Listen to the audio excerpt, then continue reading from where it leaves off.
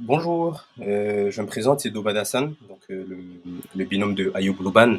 Donc je suis là pour vous présenter notre making-of vidéo de notre mémoire.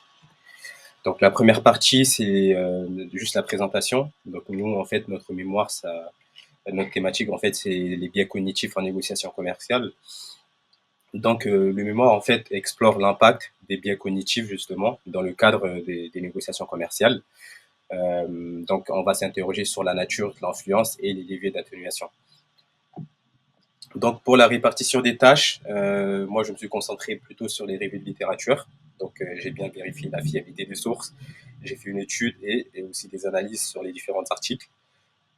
Ensuite, j'ai fait également de l'écriture. Et Ayoub, de son côté, il a recherché, c'est lui qui nous a proposé en fait le thème, le thématique du coup. Il a proposé derrière la problématique et il a élaboré du coup l'étude quantitative, à savoir le questionnaire. Il a fait l'analyse de résultats et également il a fait un peu d'écriture. Maintenant, l'utilisation d'outils numériques. Euh, nous, c'est vrai qu'on a recherché énormément des sources hein, sur différents sites de recherche, ce qui est très très très simple d'ailleurs de trouver des sources. Je peux vous l'assurer, c'est très très simple. Mais ce qui est compliqué derrière, le problème, c'est qu'il faut suivre derrière en fait. Une fois qu'on a trouvé des sources, va falloir vérifier en fait la fiabilité des sources. Donc, c'est ce qui m'a amené aujourd'hui à utiliser des intelligences artificielles pour pouvoir bien confirmer la fiabilité des sources et par la suite faire des brainstorming. La méthodologie et collecte des sources. Alors, nous, il faut savoir qu'on a mené on a mené une revue de littérature en fait rigoureuse, donc en mobilisant plusieurs sources académiques, donc qui sont plutôt reconnues. On a également utilisé des bases de données telles que Google Scholar, Kern, qui est connu d'ailleurs, Science Direct et aussi ResearchGate, qui nous a permis d'identifier en fait des articles pertinents. On a aussi utilisé sur Bootcamp euh, la bibliographie sur la bibliothèque sur Bootcamp qui nous a permis aussi de trouver des articles plutôt intéressants.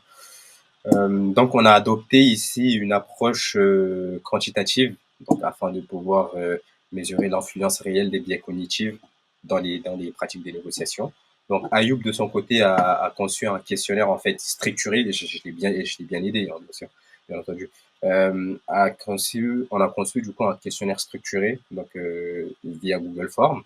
Euh, le questionnaire en fait comportait des questions fermées et ouvertes sur les différentes situations de négociation vécues par les répondants et des échelles aussi d'évaluation sur la fréquence en fait perçue dans certains biais pardon, comme l'ancrage, l'effet halo.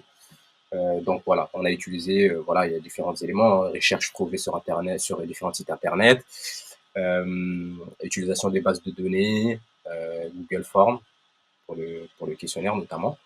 Et on a choisi en fait une cible. Notre cible, elle est bien précise quoi. C'est plutôt les professionnels de la négociation commerciale.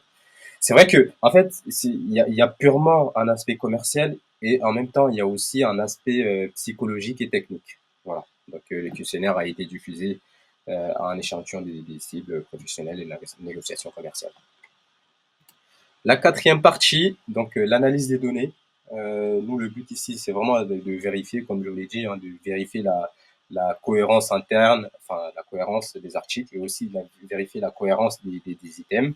Donc, confirmer que les items se regroupent bien autour des biais théoriques et aussi qualifier l'impact net, hein, l'impact net qu'on va avoir. Donc, cette recherche, en fait, adopte une approche vraiment méthodologique quantitative en même temps, donc pour pouvoir étudier les biais cognitifs en négociation commerciale. Donc, c'est un choix qui est, je dirais, directement influencé ou justifié par la nature par la nature de la problématique pardon elle-même, parce que en fait, ça interroge dans quelle mesure euh, ces biais, en fait, ces biais influencent la décision des négociateurs. Donc, il s'agit donc de quantifier l'ampleur, la fréquence et aussi les effets de mécanismes psychologiques dans un contexte de négociation commerciale. Voilà, hop. La cinquième partie, donc c'est les défis et obstacles qu'on a rencontrés. Euh, je pense que c'est plutôt des difficultés un peu générales et basiques, hein. Donc, des difficultés à identifier des sources fiables. Donc, enfin, on s'est servi voilà, de l'intelligence artificielle pour pouvoir vérifier la fiabilité des sources. On a utilisé des bases de données comme Kern, Google Scholar, la bibliothèque euh, digitale sur Bootcamp, et aussi le fait aussi de pouvoir diffuser pardon, les questionnaires en fait sur les réseaux sociaux pour que faut qu'il y ait plus de gens qui répondent justement. Donc voilà. Ensuite, il y a aussi une difficulté, enfin différentes difficultés hein, d'obtenir un volume suffisant des répondants. Donc pour ce faire, on a dû relancer plusieurs, on a fait plusieurs relances. On a bien garanti aux répondants comme quoi c'est anonyme, donc l'anonymat garanti pour pouvoir un peu faciliter. Et la dernière partie, donc les leçons apprises et la conclusion, tout simplement. Donc, en fait, ce mémoire nous a permis de comprendre, en fait l'importance, voilà, l'importance de l'approche scientifique dans un contexte professionnel, une meilleure compréhension aussi des mécanismes décisionnels et il y a aussi une gestion de projet et adaptation. Ça nous a permis aussi de nous adapter, savoir gérer notre projet, etc. Voilà, c'est vraiment un projet qui nous a permis de mieux comprendre à quel point les biais cognitifs euh, peuvent affecter la prise des décisions dans telle situation, dans les différentes situations de négociation, parfois à notre insu aussi. Donc voilà. Et puis on en ressort avec des compréhensions, avec des compétences renforcées aussi, hein, telles que analyse des statistiques, gestion de projet, et aussi des différentes adaptations face aux imprévus. Donc pour nos futurs projets, on visera plutôt un cadrage plus ciblé et on combinera donc voilà différentes approches quantitatives, qualitatives, les deux, pourquoi pas les deux, pour pouvoir enrichir les résultats. Donc on participera pardon aussi davantage sur le terrain via des relais professionnels. On chercherait à automatiser donc certaines étapes en fait pour pouvoir gagner en efficacité. Voilà. Ainsi s'achève la petite présentation des making-of vidéo. Donc, j'espère que s'il n'y a pas de souci là-dessus. Voilà.